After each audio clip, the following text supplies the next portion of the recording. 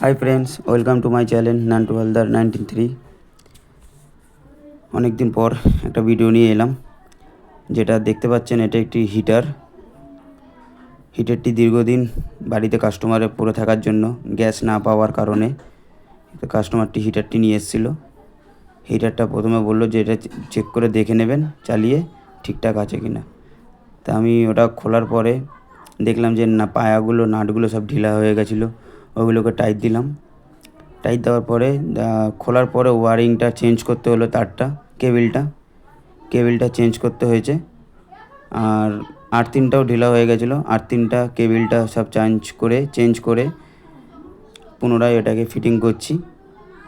এরকম আরও যাবতীয় কাজ করে থাকি আমি। আমার দোকান হচ্ছে কেষ্টপুর 7 নম্বর মা তারা সার্ভিসিং সেন্টার।